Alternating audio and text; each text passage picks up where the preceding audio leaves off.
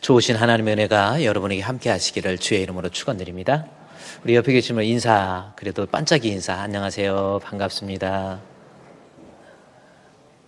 그래요.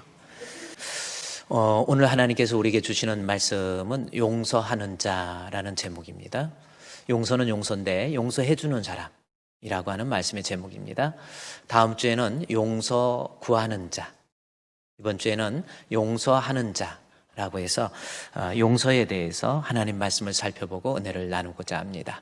특별히 오늘 용서하는 자라고 하는 말씀을 통해서 어떤 사람이 내 주변에 있는 다른 사람과의 관계 속에서 원망과 섭섭함과 미움, 또 증오, 다툼 대신에 어떤 사람이 하나님 앞에 너그러운 마음을 가지고 그 사람을 품을 수 있고 이해할 수 있고 용서할 수 있는가라고 하는 것, 하나님 말씀을 통해 살펴보고 우리가 또 은혜를 나누고자 합니다.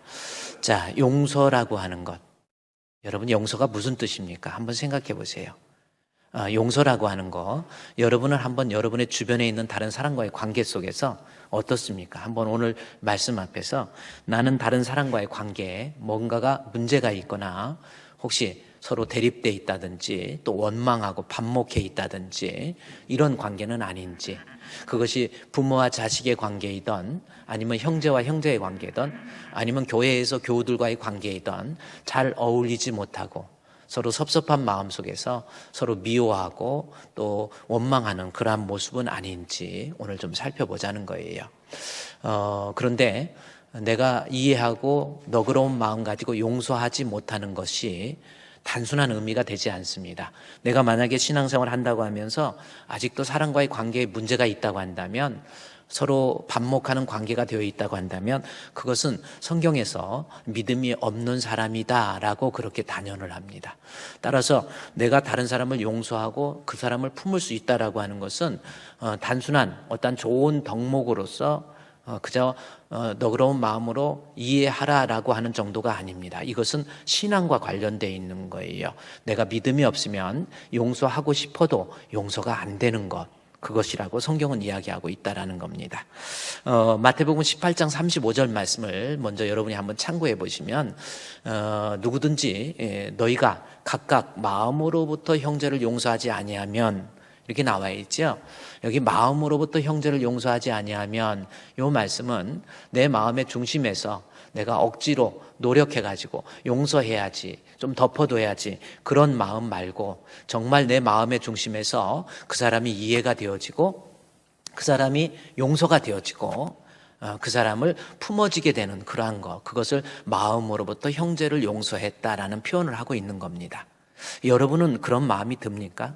사람과의 관계 속에서 살다가 여러 가지 내 마음에 맞지 않고 내 성격에 맞지 않고 혹은 다른 사람이 잘못된 판단에 의해서 나를 오해한다든지 이런 문제 저런 문제로 인해서 갈등이 있을 때 그 사람이 나로 하여금 손해를 끼치고 나로 하여금 힘들게 했을 때, 그럼에도 불구하고 내 마음속에서 그 사람이 이해가 되어지고 용서가 되어지고 받아들여지고 있다고 한다면 그 사람은 진짜 믿음 있는 사람이다 라고 하는 것이 오늘 본문 마태복음 18장 35절에 있는 내용의 말씀입니다. 다시 볼까요? 너희가 각각 마음으로부터, 정말 마음에서 이해가 되어지고 용서가 되어지면 그 뜻입니다. 그런데 그렇게 용서하지 못하면 나의 하늘 아버지께서도 너에게 이와 같이 하시리라 라는 겁니다. 내가 용서 못하면 하나님으로부터 용서받지 못한다라는 겁니다. 하나님으로부터 용서받지 못한다라는 것은 단순한 의미가 아닙니다. 내가 죄사함을 받지 못한다라는 뜻이고요. 내가 하나님 앞에 죄의 문제를 해결하지 못해서 하나님 앞에 의인되지 못하고 하나님 앞에 결국은 심판대 앞에 갔을 때에 지옥 갈 수밖에 없는 그러한 불쌍한 사람이다 라고 하는 것이 하늘 아버지께서도 너에게 이와 같이 하시리라 라는 겁니다.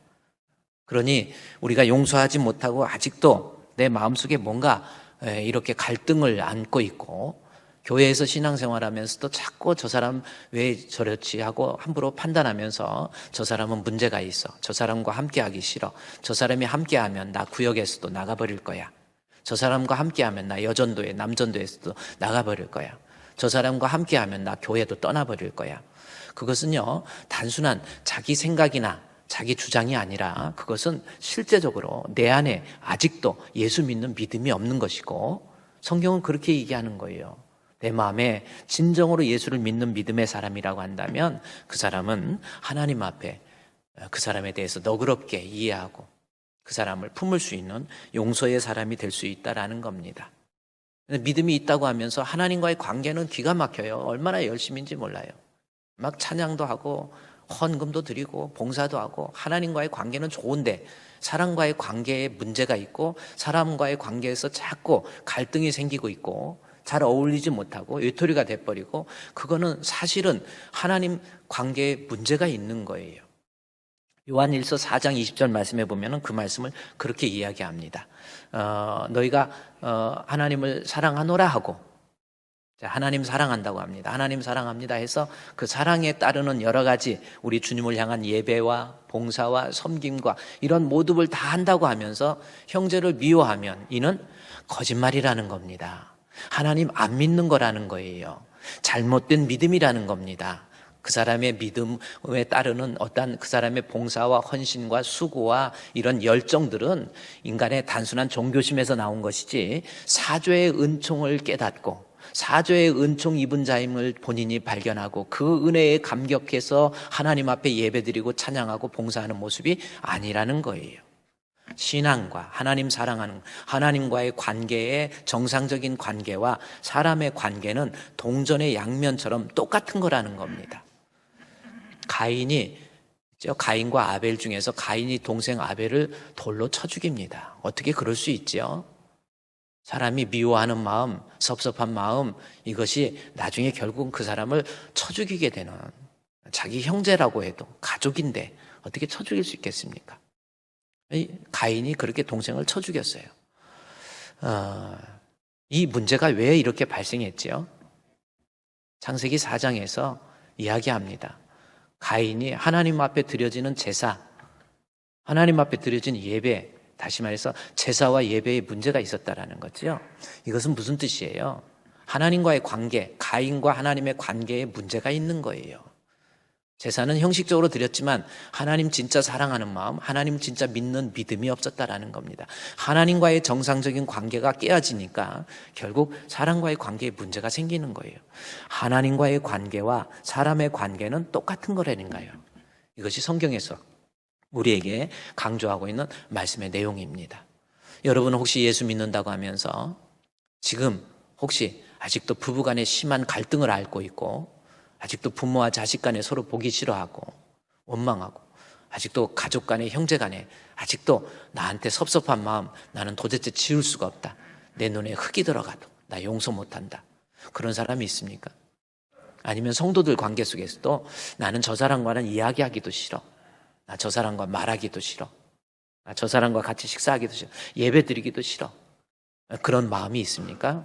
그러면 여러분이 알아봐야 될 것은 뭐냐면 내가 이 사람과의 관계의 이러한 갈등은 지금 하나님과의 관계의 갈등을 표현해주고 있는 그러한 모습이라는 것을 알아야 된다는 거지요. 여러분 하나님 사랑하십니까? 한번 생각해 보세요. 정말 하나님 믿습니까? 고린도후서 13장 5절에 너희는 돌아보아 너희 자신이 믿음이 있는가 시험해 보라고 그랬어요. 자기 자신이 정말 하나님 앞에 믿음이 있는지 종종 한번 테스트 해봐야 돼요.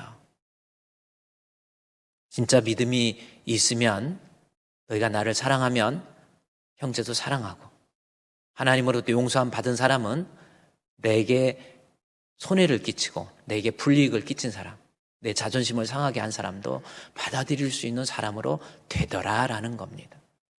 확실히 그런 것 같아요. 신앙이 들어가면 무슨 일이 있을 때 그럴 수도 있겠다. 저 사람의 입장에서는 그렇게 할 수도 있겠구나. 이런 마음이 들더라 그 말씀입니다. 오늘 우리 빌레몬서에서 오늘 읽었던 본문, 좀 긴 본문이지만 빌레몬서에서 강조하는 것이 빌레몬의 입장에서 오네시모라고 하는 사람을 도저히 용서할 수 없지만 이 빌레몬의 마음속에 바울을 통해서 신앙이 들어가니까 용서할 수 없는 오네시모를 받아들이더라 하는 것, 이것이 빌레몬서의 핵심입니다. 빌레몬서는 1장에서 25절까지 있는 짧은 구절의 책이에요. 성경 중에서 아주 짧은 책 1장만 있는 짧은 책입니다. 그런데 성경학자들이, 초대 신학자들이 성경 주변에 뭐 에녹서도 있고 뭐 여러 성경 경전 외에 의경도 많이 있었어요. 그런데 66권의 성경으로 정경화할 때 이 짧은 빌레몬서가 그 성경의 정경 66권 속에 들어갈 수 있었다라고 하는 것은 그것이 신학적인 상당한 의미가 있다라는 겁니다. 그리고 실제적으로 이 빌레몬서를 자세히 보면 어떤 윤리적으로 도덕적으로 착하게 살아라 그런 의미가 아니라 구속사적 관점에서 하나님으로부터 죄의 용서함을 받은 사람이라고 한다면 그 믿음이라고 하는 것은 형제와의 관계 속에서 이해와 용서와 너그러움과 사랑으로 나타날 수밖에 없다라고 하는, 그리고 우리가 하나님 앞에 용서받을 수 없는 죄인인데도 불구하고 나를 용서해 주신 그리스도의 사죄의 은총에 감사하는 사람이라고 한다면 나 또한 다른 사람을 용서할 줄 아는 사람이 되어야 된다라고 하는 것, 이것이 빌레몬서의 전체적인 주제이고 핵심입니다. 그래서 25절밖에 안 되는 짧은 책인데도 불구하고 어떤 성경 주석 학자들은 이 성경의 이 짧은 구절을 가지고 500페이지 정도 되는 그러한 주석을 다룬 학자들도 있어요. 그만큼 이것이 구속사적 관점에서 성경의 정경 속에서 아주 중요한 책이 빌레몬서라 그 말씀이죠. 그러면 오늘 이 빌레몬서의 내용을 좀 여러분이 좀 살펴보면서 과연 용서라고 하는 것, 그 용서는 어떤 사람이 할 수 있는 건지 한번 성경을 살펴보자는 겁니다.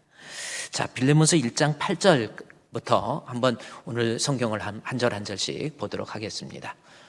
이러므로 내가 그리스도 안에서 아주 담대하게 내게 마땅한 일을 명할 수도 있으나 라고 하는 겁니다. 바울이 주 안에서, 그리스도 예수 안에서 내가 너에게 명령할 수도 있다라는 겁니다. 다시 말해서 사도적 권위를 가지고 빌레몬에게 너 이렇게 해 라고 명할 수도 있지만 바울은 그렇게 하지 않습니다. 9절 말씀에 보면 도리어 사랑으로서 간구한다라는 말씀을 하지요. 주의 종의 권위를 앞세우면서 너는 주의 종한테 이렇게 해, 순종해야 돼, 뭐 이런 것도 좋지만 사랑으로서 감동시키는 노사도의 어떤 성숙한 리더십을 한번 보십시오. 얼마나 아름답습니까? 우리 교회에서도요, 장로님, 안수 집사님들, 우리 권사님들도 어떤 강압적으로 권위를 가지고 이야기하는 것보다는 사랑으로서 감동시키는 것이 더 효과적이지 않나라는 이런 생각도 해보게 됩니다. 그러면서 이 빌레몬이 간절하게 내가 너에게 부탁을 한다라는 겁니다. 그러면서 이야기하죠. 어떤 내용을 부탁하는 건가라고 하는 것을 지금부터 설명하고 있는 겁니다. 나이 많은 나 바울은이라고 하는 거죠. 이 나이가 많다라고 하는 이 단어가 헬라어의 프레스비테스라고 하는 단어를 쓰고 있어요. 이 단어는 뭐냐면 우리말에 환갑을 표시하는 단어입니다. 여러분, 환갑이 몇 살입니까? 61세지요. 그래서 옛날에 지금이야 뭐 60세 하면 젊은 사람이지만 뭐 지금 시골 농촌 같은 데 가서 60이라고 그러면 애라고 그런데, 야, 너 그런데 다 70, 80 넘은 분들이 다 있고 60이면 아주 젊은 거지요. 저희 어렸을 때는요, 40세, 45세 넘어가면서부터 중할아버지가 되더라고요. 상당히 이제 어느 정도 이제 또 이런데 50대면, 60대면 진짜 그랬는데 지금은 여기 뭐 60 넘어도 저기 있잖아요. 저도 60 넘은 것 같습니까? 아닌 것 같습니다.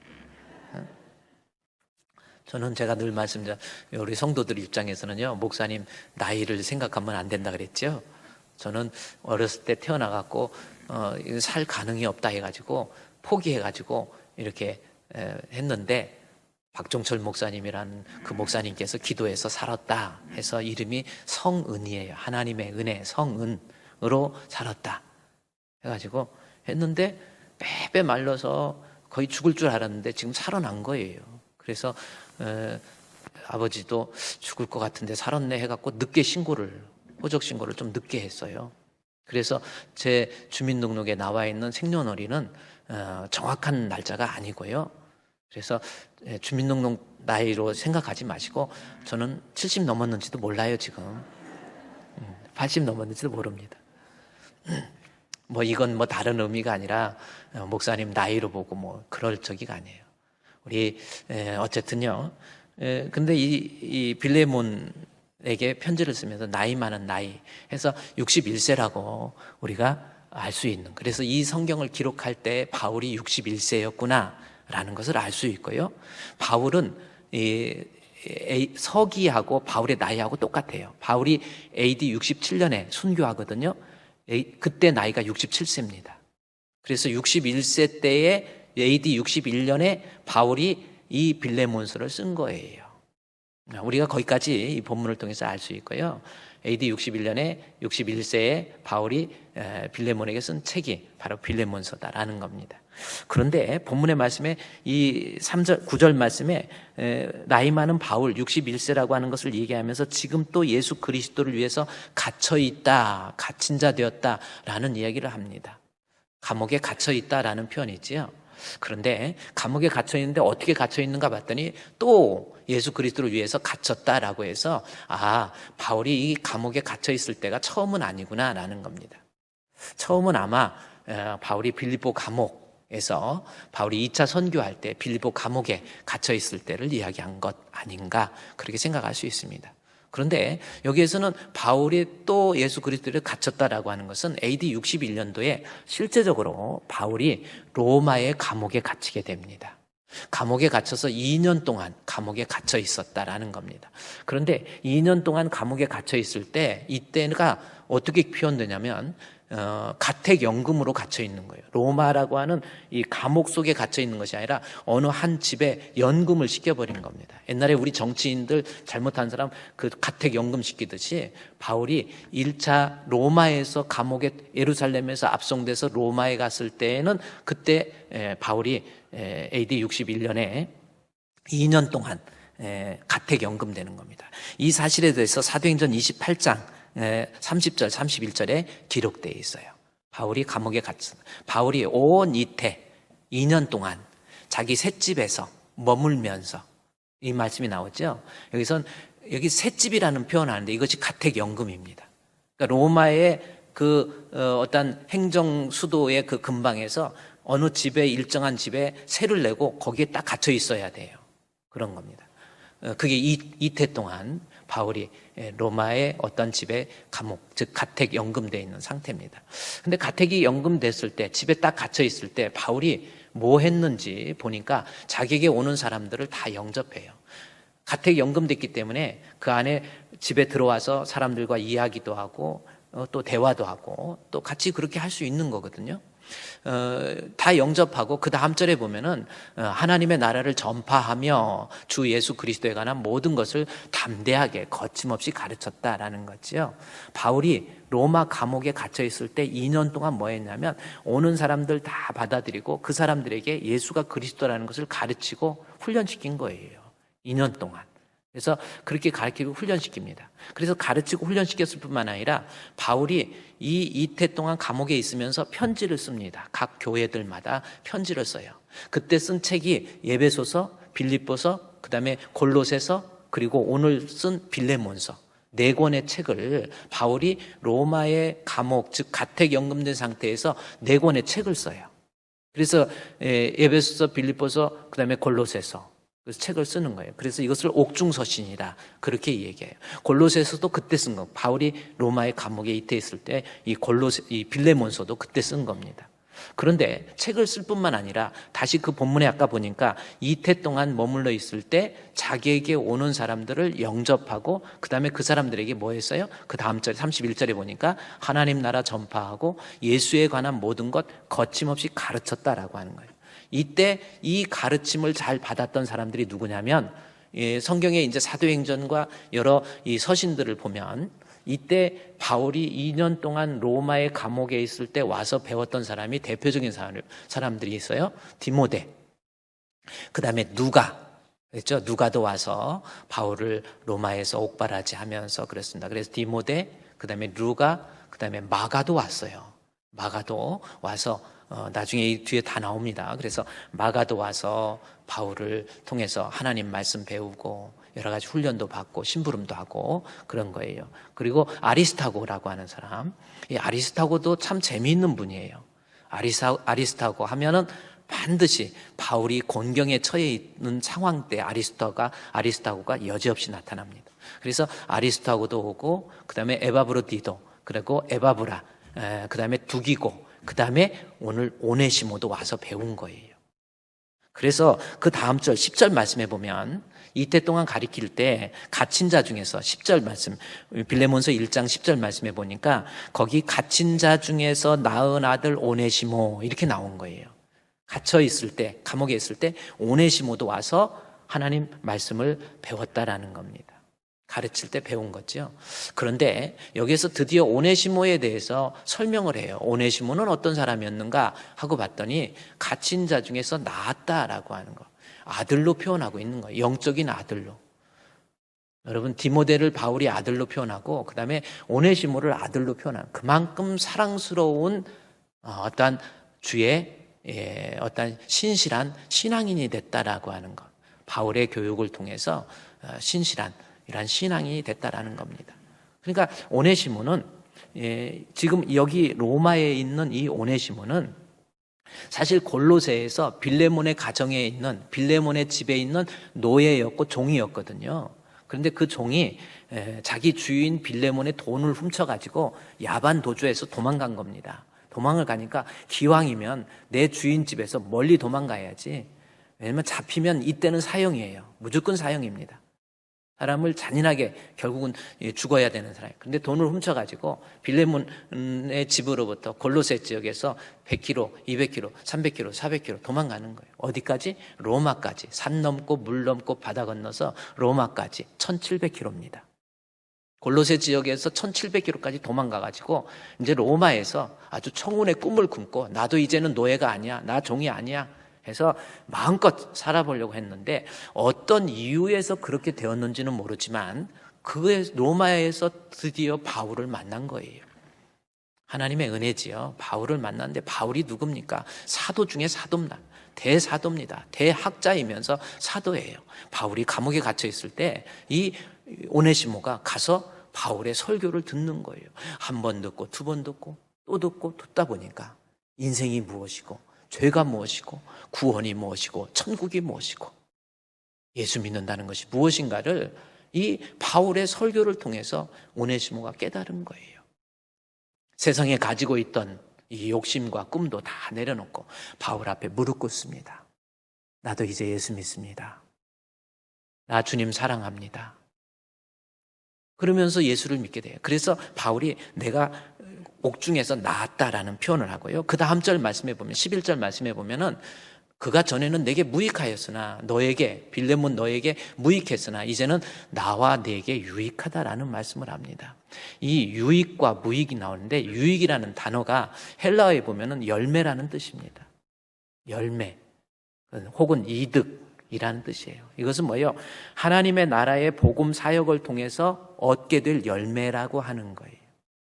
그러니까 이 말씀이 뭐냐면 바울이 복음을 전해서 정말 귀하게 얻었던 열매다. 열매가 바로 이 빌레몬이다 이렇게 표현하고 있고요. 앞으로 너에게도 무익한 사람, 돈 가지고 도망간 무익한 사람이었지만 너의 신앙에 있어서도 이 빌레몬이 오네시모가 너에게 있어서 아마 좋은 이득, 즉 열매가 될 것이다. 네 신앙의 열매가 될 것이다 라고 그렇게 표현하고 있습니다. 그만큼 빌레몬이 신앙 안에서 믿음 안에서 아름다운 열매의 모습으로 이렇게 자라났다라는 겁니다. 그 다음 절 12절 한 절 더 볼까요? 지금 이 오네시모에 대해서 또 한번 보십시오. 내가 그를 돌려보내느니 그는 내 신복이다. 요 말씀을 합니다. 신복. 여기서 신복이 뭔가 하고 풋노트를 보니까 빨간 글씨로 쭉 내려가다 보니까 뭐라고 기록되어 있어요? 심장이라고 표현되고 있어요. 오네시모는 바울에게서 심장이라는 겁니다. 여러분 심장은 떼어내면 어떻게 돼요? 잘 몰라요? 심장 떼어내면 죽어요. 그렇죠? 근데 바울이 목양 사역을 하는데 그랬죠? 선교를 하고 사역을 감당하는데 오네시모 없으면 못한다라는 겁니다. 이 사역은 불가능하다라는 거예요. 그런데 바울이 내가 사역을 하는데 너무나도 필요한 사람이지만 내 심장과 같이 떼어내면 죽은 거예요. 할 수 없어요. 그러나 나는 그를 너에게 돌려보낸다라는 겁니다. 이유가 뭔가 13절 말씀에 나와 있죠. 그 이유에 대해서 본문 13절 말씀에 그를 내게 머물러 있게 하여서 내 복음을 위해서 갇힌 자 중에 내 대신 나를 섬기고자 하나라는 겁니다. 이 사람이 왜 심장입니까? 바울이 감옥에 갇혀 있을 때 옥바라지 한 거예요. 힘들고 어려운 심부름 다 하고 바울에게 먹을 것도 다 공급해주고 바울에게 필요하면 옷도 공급해주고 마실 물도 공급해주고 로마에서 옥바라지 그 감옥에 가택연금했다고 그래서 거기에다 뭐 먹을 것도 해주고 그런 거 아니거든요. 그러니까 옥바라지 하지 못하면 바울은 사역을 감당할 수도 없고 생명을 유지할 수도 없는 환경 속에서 이 오네시모가 모든 걸 헌신적으로 주의 종의 사역을 위해서 반드시 필요한 일들을 다 감당해 준 거예요. 대단한 옥바라지요. 그래서 바울이 아까 본문 12절 말씀에 내게 머물러 있게 한다. 12절 말씀에서 보면요. 그를 내게 그를 돌려보낸다라는 말씀을 합니다. 그냥 머물러 있어야 되지만 돌려보내겠다라는 거예요. 그러면서 그 다음 절에 보면 머물러 있게 하고 싶지만 그를 돌려보내는데 이유가 있습니다. 14절 말씀에 보면은 그를 돌려보내는 이유가 다만 너의 승낙이 없이는, 여기 승낙이라는 것은 허락이라는 뜻입니다. 네가 허락하지 않으면 아무리 내 심장과 같이 내 사역에 있어서 반드시 필요하지만 네가 허락하지 않으면 나는 이 사람을 여기에 머무르게 할 수가 없다. 그러니 내가 부탁한다. 이 사람 이제는 내가 너에게 보내니까 너에게 간절히 부탁하는데 그를 이제 용서하고 받아들여라 라고 하는 것. 이것이 빌레몬서의 내용입니다.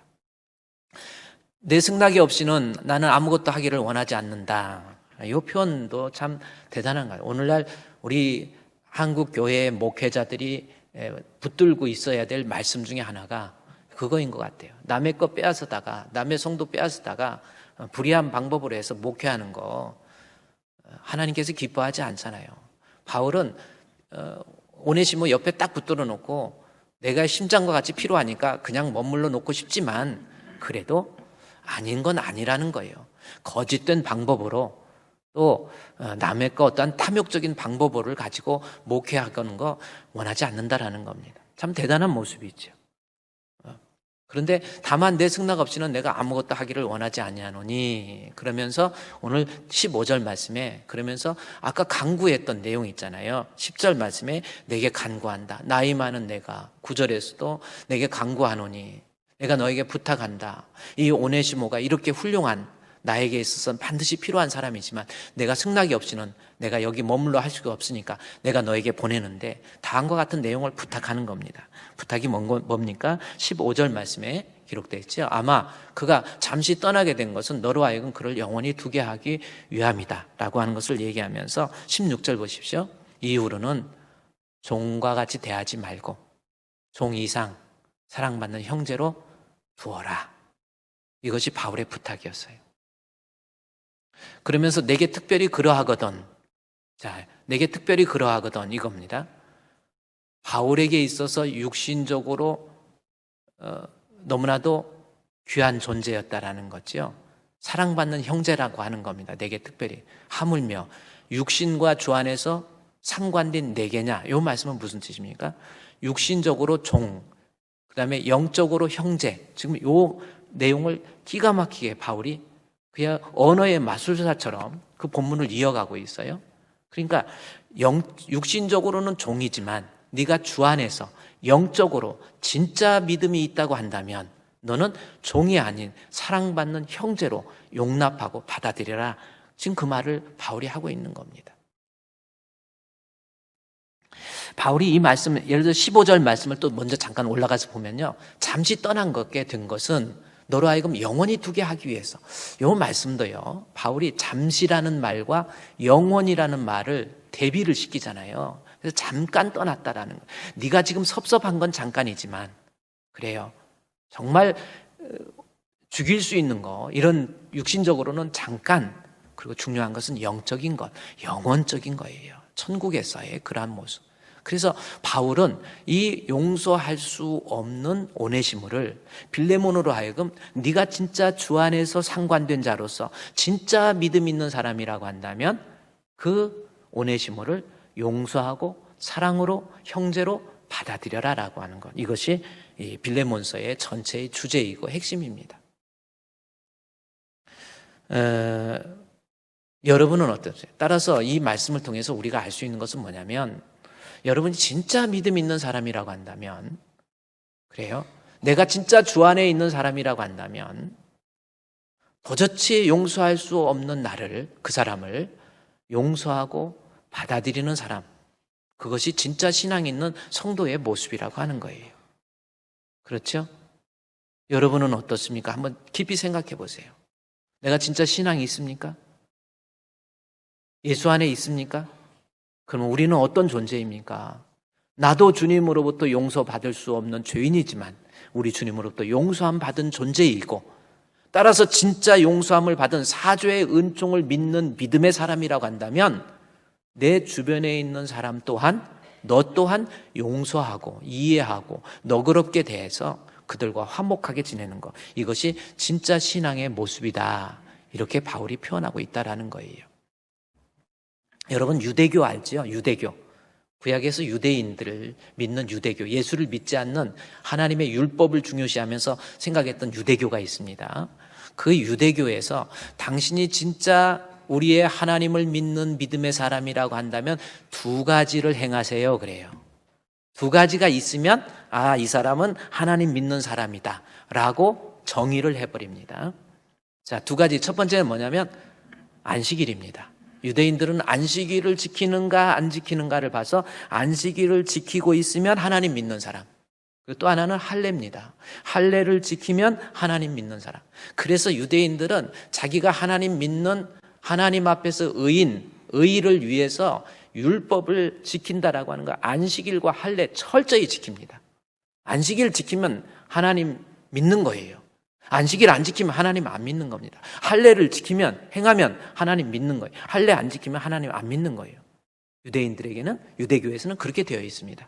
그런데 이 유대교가, 여러분 구약 성경 신구약 중간사 말라기서 한 500년 지나고 난 다음에 신구약 중간사 신약 성경에 딱 들어가면서 예수님께서 공생의 사역을 시작하시면서요, 예수님께서 7가지의 사인, 표적을, 기적을 행하십니다. 그런데 7가지 표적 중에서 첫 번째 표적이 뭐냐면 요한복음 2장에 보면은 물로 포도주 만든 사건이에요.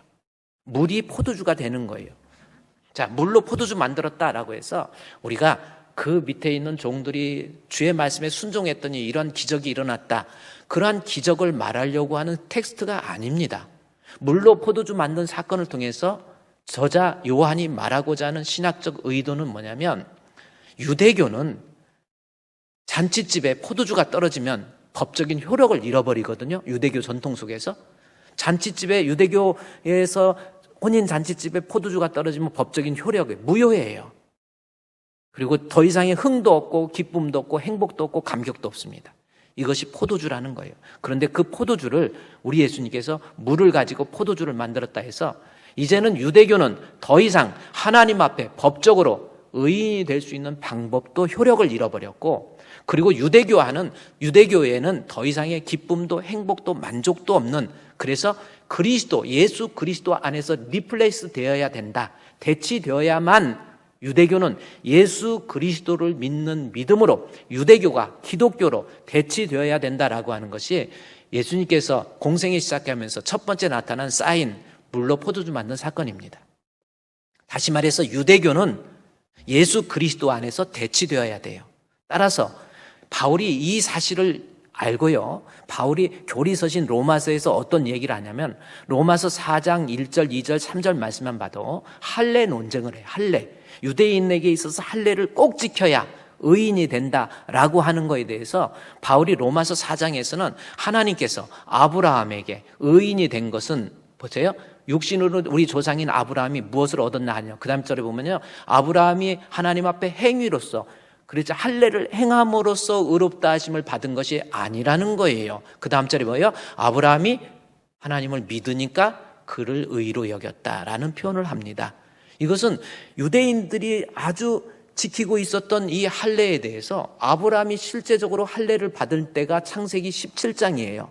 그런데 하나님께서 아브라함을 의로 여긴 것은 할례를 행하기 이전인 창세기 15장에서 하나님께서 아브라함이 여호와를 믿으니 여호와께서 그를 의로 여겼다 이렇게 표현합니다.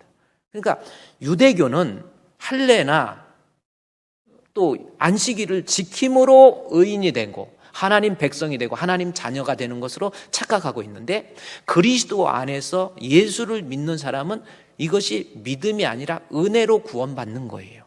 은혜로 하나님의 자녀가 되는 겁니다. 은혜로 의인이 되는 거예요. 그래서 바울이 할례 논쟁에 이어서 우리 예수님께서는 안식일 논쟁을 하세요.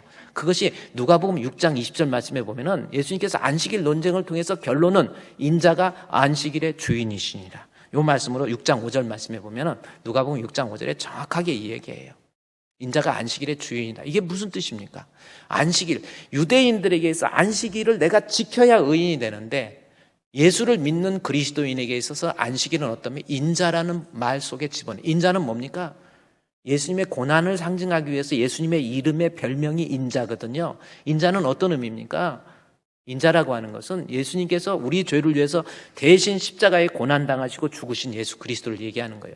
그래서 안식일은 내가 안식일을 지킴으로 의인 되는 것이 아니라 인자 대신 우리 예수님의 십자가의 죽으심으로 내가 사죄의 은총을 누리게 된다라고 하는 것, 안식일의 지킴이 아니라 하나님 앞에 은혜로 구원받는다라고 하는 것. 그래서 유대인들이 하나님 믿느냐 안 믿느냐라고 하는 시금석이 안식일 지켰어 안 지켰어, 할례 행했어 안 행했어, 이것으로 알아보는데, 따라서 그리스도교 예수를 믿는 사람에게 있어서 이 사람이 진짜 믿음이 있는지 없는지는 은혜라고 하는 것을 과연, 그러니까 믿음으로 의인이 되는데 그 믿음도 은혜인데 그 은혜를 과연 흘려보내고 있는지 않는지, 그래서 예수를 믿는지 안 믿는지를 알아볼 수 있는 것이 이 사람이 과연 사람과의 관계 속에서 용서하고 이해하고 너그럽고 그 사람과 갈등이 없고 받아들일 수 없는 사람을 받아들이느냐 안 받아들이느냐, 다시 말해서 용서하는 사람이냐 아니냐를 두고 예수 믿는 사람이다 아니다, 하나님 믿는 사람이다 아니다 라고 하는 것으로 우리 기독교에서는 그렇게 되는 거예요. 유대교는 할례, 안식일 하냐 안 하냐, 기독교는 용서하느냐 안 하느냐, 그겁니다. 그러면 목사님, 왜 믿음으로 은혜가 갑자기 왜 용서로 됩니까? 그것은, 자, 우리가 구원받는 것은 은혜입니다. 자, 여러분 은혜 따라합시다. 은혜. 은혜는 무슨 뜻입니까? 은혜에는, 이것이 은혜가 은혜되기 위해서는 거기에 보은이나 보답이 없는 것이 은혜입니다. 그러니까 예를 들어서 내가 어떤 사람이 나한테 선물을 줬어요. 선물이 선물 되기 위해서는 그냥 받으면 선물이지, 선물 받은 다음에 이거 얼마짜리야? 물어봅니다. 100만 원짜리야. 그럼 100만 원 챙겨서 주면 그것은 선물이 아니에요. 내가 돈 주고 산 겁니다. 여러분, 구원 뭔지 아세요? 구원이 하나님의 은혜다 그랬죠. 내가 행해서, 내가 지켜서, 내가 잘해서, 내가 노력해서 구원 얻는 것, 그렇게 착각하고 있는 사람은 아직 예수 안 믿는 거예요. 은혜는 보온과 보답이 포함되어 있지 않습니다. 이 말을 다시 얘기하면, 어떤 사람은 예수 믿는다고 그래가지고 나 같은 것 위해서 십자가에 못 박혀 죽으셨다니 하나님 감사합니다 해서 감격적으로 예배를 드려요. 예배도 드리고 찬송도 얼마나 뜨겁게 막 찬송하고, 때로는 어려운 여건 속에서도 하나님 앞에 헌금하고 11조 드리고, 참 우리 교회 교인들이 대단해요. 우리 지난번에 재직기 공동회의 할 때 여러분 좀 힘들어도 참석하라고 그랬는데 많이 가셨지만, 참 그 코로나 위기 속에서도 성도들이 대면 예배 못 드렸을 때 헌금을 모아가지고 대면 예배 드릴 때 다 드렸어요. 또 성도들 거의 다 드렸어요. 정말 대단하죠. 자, 우리가 하나님 앞에 구원에 나 같은 거 구원해 주셨는데 내가 하나님 앞에 물질 드리고 시간 드리고 마음 드리고 뜻 드리고 주님 찬양하고 얼마나 아름답습니까? 또 그게 이해가 되지요. 그런데 그렇게 뜨거운 사람이 내 주변에 있는 사람들과는 어울리지 못해요. 내 주변에 있는 사람과 뭔가가 갈등을 빚어요. 뭔가가 따돌림을 당해요. 예를 들어서 여전도회 남전도회도 같이 들어가려고 하지도 않아요. 그렇게 하나님에 대한 신앙은 분명히 있는데 나를 구원해 주신 은혜에 감격해서 그러는데, 주변에 있는 사람 아직 용납하지 못하고 너그럽게 포용하지 못하고 받아들이지 못하고 자꾸 저 사람에 대해서 정죄하면서 판단하면서 자꾸 미워하고 나 저 사람이 있으면 나 교회 안 다닐 거야. 나 저 사람이 있으면 나 여전도에 안 들어갈 거야. 나 저 사람이 있으면 구역예배 안 드릴 거야. 이런 모습. 이게 뭡니까? 사실은 은혜에 감격해서 드려지는 예배, 봉사, 헌신 가짜입니다. 은혜는요, 보세요. 하나님 앞에 구원에 감격해서 본 보답 아니라니까요. 은혜는 흘려보내는 거예요. 내가 주님 앞에 신앙생활 잘하는 것, 이거보다 더 중요한 것이 뭐냐면 내가 정말 사죄의 은총을 누리고 있다고 한다면 그것은 은혜는 흘려서 보내야 그것이 진정한 은혜가 될 수 있다라는 겁니다. 이것이 제가 한 말이 아니라 정의란 무엇인가라고 하는 팀 켈러가 쓴 책에 보면은 기독교적 정의라고 하는 것이 뭔가라는 거예요. 정의는 뭐예요? 의, 기독교적 의가 뭡니까? 어떤 사람이 의인입니까? 믿음 가진 사람. 다시 말해서 그 믿음도 하나님의 은혜로 믿음을 갖게 되는 거죠. 그러니까 정의, 의롭게 되는 것은 하나님의 은혜예요. 그런데 이 은혜는 뭡니까? 내가 하나님 앞에 보답해야지, 내가 하나님 앞에 갚아야지 해서 나만 신앙생활 잘하는 것이 은혜가 아니라니까요. 보답이나 보온의 은혜보다는 그 은혜는, 정의는, 사랑은 흘려보내는 겁니다. 내가 용서받았다라고 하는 사죄의 은총을 진짜 믿어서 하나님 앞에 의인이라고 한다면 나 또한 내 주변에 있는 사람, 내 형제든 이웃이든 나와 함께하는 어떤 사람이든 내 마음속에 갈등이 없고 미움이 없고 만나려고 하지 않는 그러한 마음 없이 그저 모든 사람을 포용할 수 있는 그러한 모습으로 나타나야 그 사람이 은혜로운 사람이고 그 사람이 믿음 있는 사람이고 그 사람이 진정으로 주님으로부터 사죄의 은총을 깨닫고 있는, 진짜 사죄의 은총을 믿고 있는 믿음의 사람이다 라고 하는 것. 이것이 기독교적 저스티스, 정의입니다. 그러니까 예수 잘 믿는 것 같은데 사람과의 관계가 엉망이라니까요. 여러분, 이건 믿음이 없는 거라니까요. 누구든지 하나님을 사랑하노라 하고 그 형제를 미워하는 자는 거짓말하는 자다. 요한일서 4장 20절에 나와 있잖아요. 거짓말이라니까요. 하나님 사랑하는 거, 하나님 믿는다고 하는 거. 요한일서 4장 20절 말씀을 한번 여러분 보십시오. 누구든지 하나님을 사랑하노라 하고 하나님 믿는다고 하면서, 그렇죠? 내가 예수를 믿는다고 하면서 은혜를 입은 자라고 하면서 그 은혜를 형제를 향해서 흘려보내지 못하고 있다. 그것은 진짜 하나님의 사랑, 하나님의 은혜를 입은 자가 아니라니까요. 여러분 어떻게 생각하십니까? 우리 착각하고 있지 않습니까? 그냥 단순한 종교심 때문에 그저 나를 대속해 주신 주님, 나 주님 앞에 열심으로 섬기겠습니다. 주님 사랑합니다. 주님, 주를 위해서 헌신하겠습니다. 주님을 위해서 시간 드리고 마음 드리고 물질도 드리겠습니다 라고 하는 고백이 정말 사죄의 은총에서 나온 고백이라고 한다면 그 사람은 내 주변에 있는 이웃들에게 흘려보내야 돼요. 흘려보내지 않는 것은 은혜가 아닙니다. 그렇죠? 보온과 보답이 포함되지 않는 것이 은혜입니다. 하나님 앞에만 갚으려고 하지 마시고 진정한 은혜는 내 주변에 있는 사람부터, 사람과의 관계부터 해결해야 돼요. 도저히 받아들일 수 없는 사람 받아들이고 용서할 수 없는 사람 용서하는 것, 이것이 진정한 믿음 있는 성도의 모습이 될 수 있다는 겁니다. 아직도 내가 신앙생활하면서 자꾸 사람과의 관계에 문제가 있고 어떤 사람 미워하고 그것이 해결되지 못한, 아직도 내 마음에 하나님을 마음에 두기를 싫어한 거예요. 예를 들어서 로마서에 보면요, 로마서 1장 28절 말씀에 보면 그 마음속에 하나님 두기를 싫어한다. 이게 무슨 뜻이겠습니까? 하나님 안 믿는 거죠. 마음에 하나님 두기 싫어한다. 하나님 안 믿는, 진짜 하나님. 그래서 마음이라는 것, 우리 믿음의 좌소, 우리 신앙의 좌소, 우리 믿음이 어디에 있는 겁니까? 머리통에 있는 거예요? 아니면 몸 어디에 있는 겁니까? 한번 생각해 보시죠. 믿음 어디에 있어요? 내 손에 있습니까? 마음이라고 하는 것은 유대인들에게서 이 마음이라는 거, 이것은 전인격적 모습이에요. 전인적 모습. 지적이고 정적이고 의지적인 모습, 그것은 마음이라는 거예요. 그러니까 마음에 하나님 두기 시작. 진짜 예수 믿고 하나님도 안 믿고 예수님도 안 믿는 사람, 이 사람에게 나타난 거예요. 하나님 앞에 합당하지 못한 일을 합니다. 그러니까 믿음이 없으니까. 그 다음 절 말씀해 보면은 곧 보세요. 하나님 마음에 안 두니까 불의, 추악, 탐욕, 악의가 가득한 자요, 시기하죠, 미워하죠, 살인하죠, 분쟁하죠, 악독이 가득하죠, 모여서 수군수군거리죠. 이게 바로 하나님 없는, 실제로 하나님 안 믿는 사람의 모습이에요. 다음 절에 한번 내려가 볼까요? 비방하는 자, 남 비방하는 겁니다. 하나님께서 미워하는 자요, 능욕하는 자요, 교만한 자요, 자랑하는 자요, 악을 도모하는 자요, 부모 거역하는 거예요. 그 다음에 보십시오. 우매한 자요, 배악하는 자요, 무정한 자요, 무자비한 자. 그 다음 절에 보면 사형에 해당할 아주 나쁜 이러한 모습. 그러니까 하나님 마음에 두기 싫어하니까 온갖 죄악된 모습들, 미움과 원망, 시기, 다툼, 싸움 다 일어나는 거예요. 그런데 그것이 어디서부터 출발했는지 바로 그 다음 이 로마서 2장 1절에 보면 그러므로 판단이라는 말이 나와요. 지가 판단하는 거예요.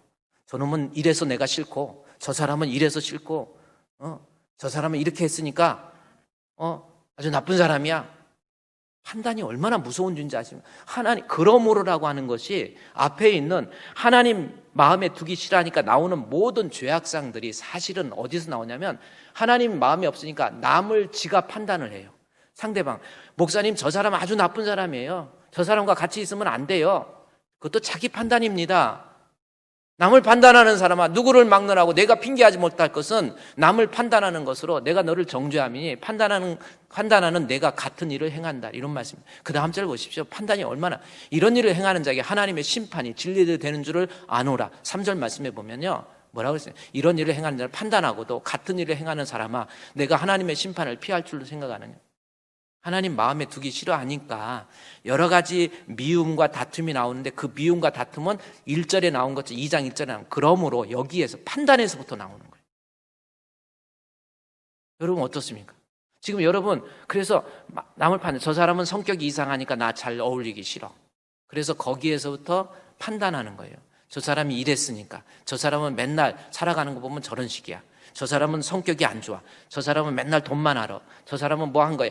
아니라니까요. 함부로 판단하는 거 아닙니다. 모세가 구수 여자를 취했어요. 다음에 이제 빌레몬서 공부하면서 구수 여자 취했는데, 우리 뭐 쉽게 얘기하면 구수의 흑인 여자입니다. 니고로라고 하는 흑인 여자예요. 근데 이스라엘에게서 민족주의는 엄청 강하잖아요. 유대인들은 유대인들끼리만 결혼하는 거예요. 그런데 지도자가 대놓고 유대인 아닌 구수 여자를 취한 거예요. 가까이 있는 사람이 판단합니다. 나도 제사장인데 아론이죠. 나는 선지자인데 미리암이죠. 판단해요. 왜 주의 종이 저러느냐? 주의 종 틀렸다라는 거죠. 네가 주의 종이면 다냐? 그러다가 결국 문둥이 걸립니다.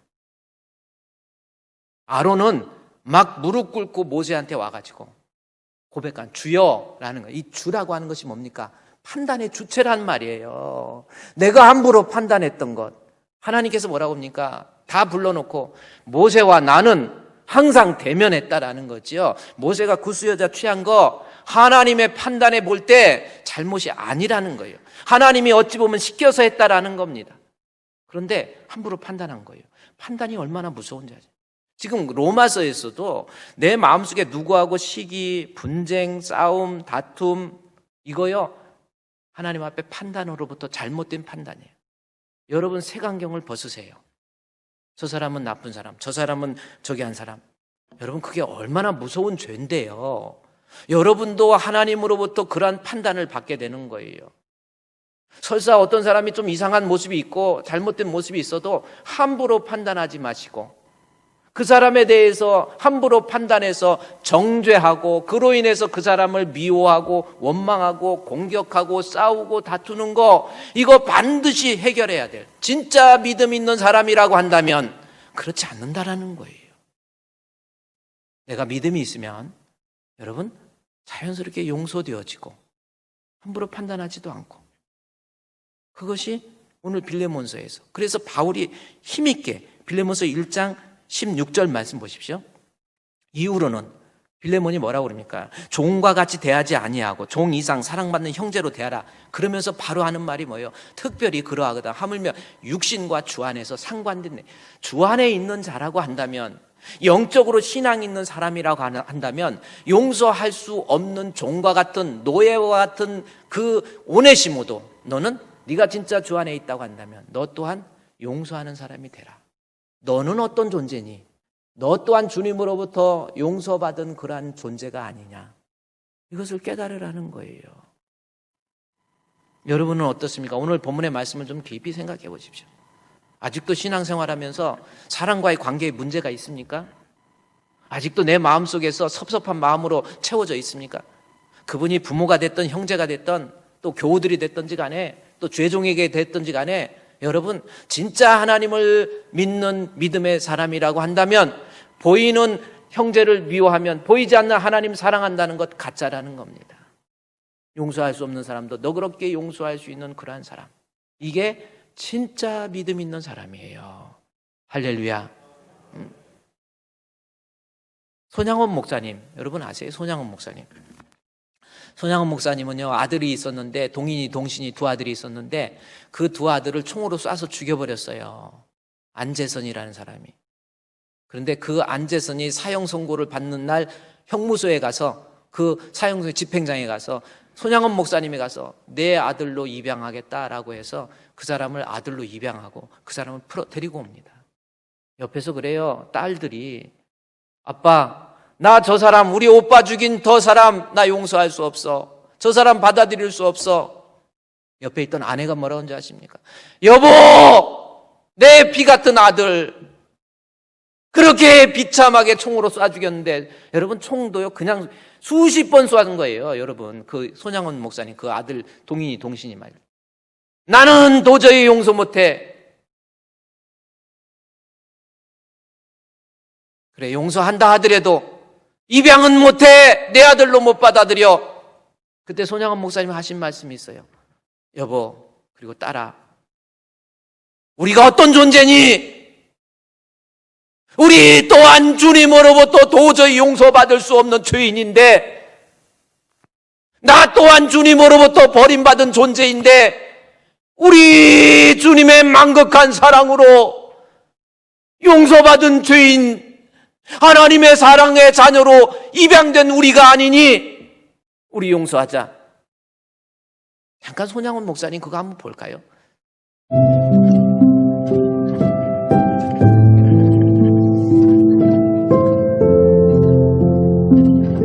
자식도 하지 못하고 내 형제도 하지 못하는 그 무서운 한자 상처에다가 입혀갖고 따르낸다는 것은 못해요. 한 사람 못해요. 내 두어볼 수 있는 그 원수가 어떻게 내 오빠가 된다는 말입니까? 성경 말씀에 원수를 사랑하라 했다. 사랑을 하자 했으니 하나님 사명에 되지 않겠냐.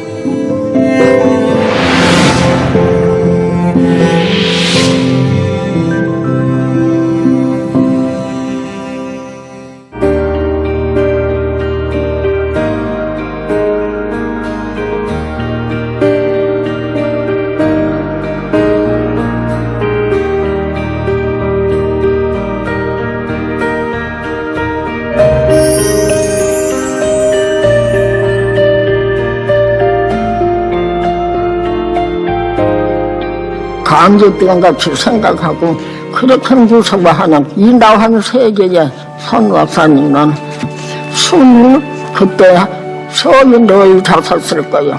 그런 때에 무서워하지 않고 누가 오라고 한 일도 없는데 당신이 찾아왔었어요.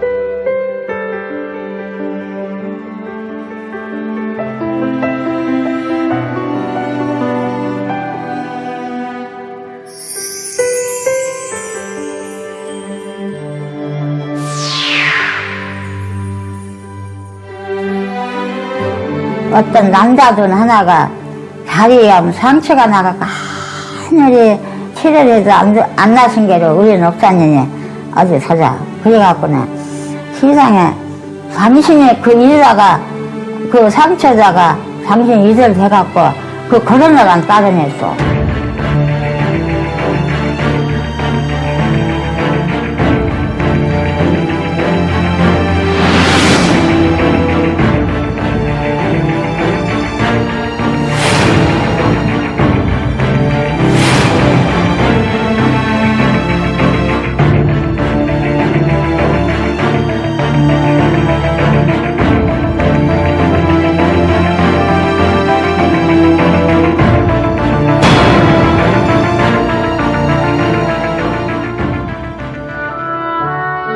여보시오, 나는 솔로몬의 부귀보다 욥의 고난이 더욱 귀하고 솔로몬의 지혜보다 욥의 인내가 더욱 아름다워 보입니다.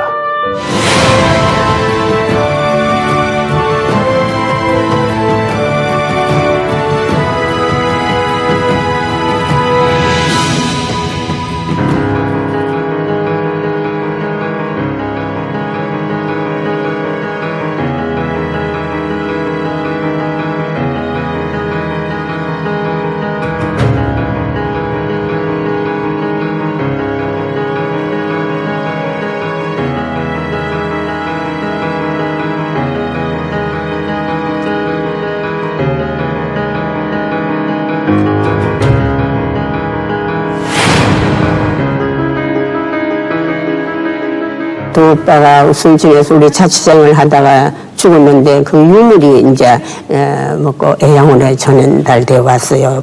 그럴 때 아버님이 큰아빠 겨박 붙들고 작은아빠 겨박 붙들고 하면서 부들부들 떨면서 우시대에 눈물이 뚝 떨어지면서 자, 이렇게 됐습니다. 정말 문둥병 남 만나기도 싫어하는데 가서 정말 고름을 빨아먹고 그 쉬운 거 아니죠. 두 아들을 죽인 그 동신이를 죽인 두 아들 죽인 안재선 어떻게 아들로 받아들이고 용서를 해줍니다. 나중에 그 아들이 안재선이가 감격해서 나 같은 건 도저히 목사가 될 수 없다 해서 그 아들 안경선을 목사로 세워요. 그리고 그 아들이 목회를 하게 됩니다. 다니면서 진짜 신앙이 있으면 용서 못할 사람 없다. 이해 못할 사람 없다. 너그럽게 변하지 않을 사람 없다. 라고 전하고 다니잖아요. 오늘 이 시간에 우리 한번 여러분 생각해 보세요. 우리 하나님 앞에 기도합시다. 아직도 진짜 예수 믿는다고 하면서 여러분의 마음속에서 이해 못하는 사람, 받아들이지 못하는 사람, 그거 하나님 보이지 않는 하나님 사랑한다고 하면서 보이는 형제를 미워하면 그 사람은 거짓말입니다. 얼마나 무서운 말씀입니까? 형제를 용서하지 못하면 우리 하나님으로부터 용서받지 못합니다. 이 시간에 여러분 지금까지 내 마음속에 나를 힘들게 하고 나를 괴롭게 했던 그 사람이 있습니까? 내려놓읍시다. 그래서 우리 주님으로부터 여러분도 저도 용서함 받을 수 있는 참으로 복된 우리 성도 되시기를 주의 이름으로 축원드립니다. 하나님 아버지, 예수 믿는다고 하면서 신앙생활 잘한다고 하면서 아직도 사랑과의 갈등 아닙니까? 하나님 앞에 거짓말이지요. 우리의 마음에 주의 성령으로 믿음으로 충만케 내려주셔서 이해 못할 사람 없이 용서 못할 사람 없이 너그러운 마음 가지고 서로 사랑하고 받아들일 수 있는 참으로 복된 우리 성도들 되게 해 주시옵소서. 아직도 내 마음속을 누르고 있는 이 용서의 이러한 덕목이 실현되지 못하는 이 모습으로 인해서 하나님 앞에 시험 들지 않도록 도와주시옵소서. 예수님의 이름으로 기도드리옵나이다. 아멘.